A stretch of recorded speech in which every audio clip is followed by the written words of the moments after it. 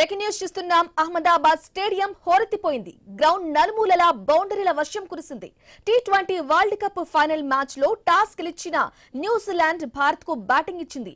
ఇక ఫామ్ లో కోల్పోయి తన్లాడుతున్న అభిషేక్ శర్మ కివీస్ బౌలర్లకు చుక్కలు చూపించాడు.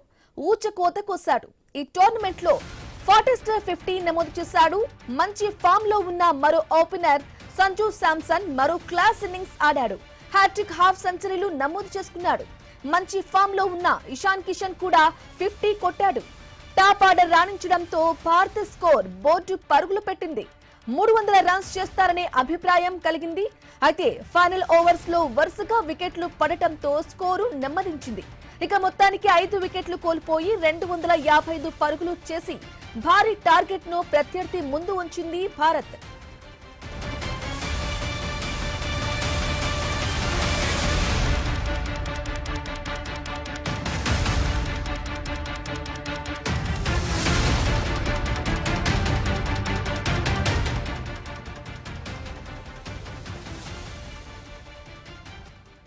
రాజిక అహ్మదాబాద్ స్టేడియం హోరెత్తిపోయింది. ఇక గ్రౌండ్ నలుమూలలా బౌండరీల వర్షం కురిసింది.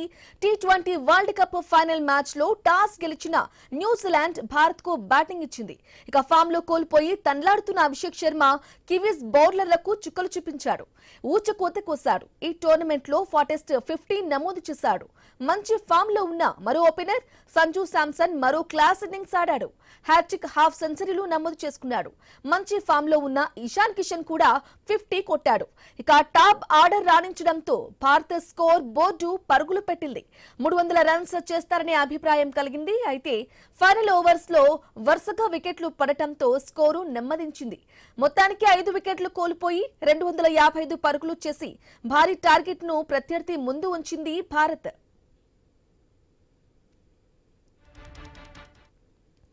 రైట్ గా ఈ మ్యాచ్ కి సంబంధించిన పూర్తి అప్డేట్ మా ప్రతినిధి కిరణ్ ఫోన్ ద్వారా అందిస్తారు. కిరణ్ చెప్పండి, ఇక సెమీస్ లో కూడా ఇలాగే భారీ స్కోర్ చేసినా కూడా మ్యాచ్ టైట్ గా సాగింది. మరి ఇప్పుడు ఎలా ఉండొచ్చు అంటారు? బ్రహ్మని సెమీఫైనల్ మాదిరిగానే ఫైనల్ లో కూడా అహ్మదాబాద్ లో పరుగుల సునామీని చూసాం.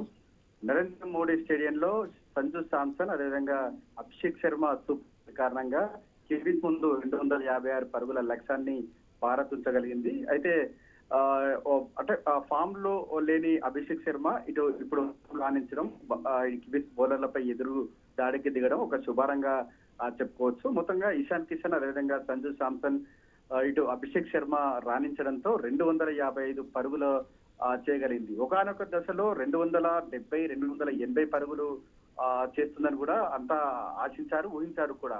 ఒకటే ఓవర్ లో 3 వికెట్లు పడడంతో కూడా అక్కడ స్కోర్ బోర్డు కొంత నెమ్మదించింది. కానీ చివరిలో శివం దూబే శివ తాండవ చేసినటువంటి నేపథ్యంలో 250 పరుగుల మార్కును దాటగలిగింది. అయితే అహ్మదాబాద్ లో అంటే టీ20 చరిత్రలో అత్యధిక స్కోర్ గా రికార్డుల్లో నిలిచింది.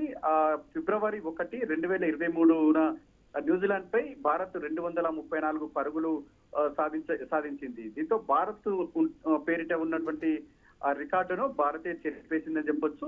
తాజాగా ఈ రోజు అదే కివీస్ పై జట్టుపై 255 పరుగుల భారీ స్కోర్ చేయగలిగింది. అంటే టీ20 చరిత్రలో అహ్మదాబాద్ లో ఇదే భారీ స్కోర్ అని చెప్పొచ్చు. ఇక న్యూజిలాండ్ బ్యాటింగ్ విషయానికి వస్తే న్యూజిలాండ్ ను కూడా తక్కువ అంచనా వేయలేని పరిస్థితి అయితే ఉంది. ఎందుకంటే ఇదే టీ20 వరల్డ్ కప్ లో సౌత్ ఆఫ్రికాపై 170 పరుగుల లక్ష్యాన్ని కేవలం 12.5 ఓవర్లోనే ఛేదించిన పరిస్థితి అయితే ఉందని చెప్పొచ్చు. ఆ కారణం కూడా ఇటు భారత్ పై ఓపెనర్లు ఇటు కివీస్ బ్యాట్స్మెన్స్ ఎదురు దాడికి దిగేటువంటి అవకాశాలు ఉన్నాయని చెప్పొచ్చు. ఇప్పుడు భారత్ ఆయుధం వల్ల ఇటు బుమ్రా అని చెప్పొచ్చు. బుమ్రా కట్టుదిట్టమైన బౌలింగ్ అంటే బంతితో మరోసారి మంతనం చేసే పరిస్థితి రావాల్సి వచ్చింది. అయితే ఇప్పుడు బుమ్రాతో పాటు హర్షదీప్ కూడా ఇటు తన పదునైన బౌలింగ్ వేయాల్సి ఉంటుంది. ఉంది. ఎందుకంటే లాస్ట్ టైం ఇటు ఇంగ్లాండ్ పై కూడా ఇటు వరుణ్ చక్రవర్తి భారీగా పరుగులు ఇచ్చిన పరిస్థితి అయితే ఉన్న నేపథ్యంలో ఈసారి వరుణ్ చక్రవర్తి కట్టుదిట్టమైనటువంటి బౌలింగ్ వేయాల్సిన పని ఉంది. అయితే మొత్తానికైతే 256 పరుగుల లక్ష్యాన్ని ఛేదించేందుకు న్యూజిలాండ్ బరిలో దిగింది. ఇటు బౌలర్లపై కూడా ఎదురు దాడికి దిగేందుకు కూడా ప్రయత్నిస్తున్న పరిస్థితి అయితే ఉంది. ఇటు బుమ్రా అదేవిధంగా హర్షదీప్ అదేవిధంగా ఇటు హార్దిక్ పాండ్యా కూడా పటిష్టమైనటువంటి బౌలర్లు ఉన్నటువంటి పరిస్థితులు ఉన్న నేపథ్యంలో ఇటు న్యూజిలాండ్ బ్యాట్స్మెన్స్ భారత్ పై ఏ విధంగా ఎదురు దాడి దిగుతుందనేది కూడా చూడాల్సి ఉంది. Brahmani. Right Kiran, thank you for the update.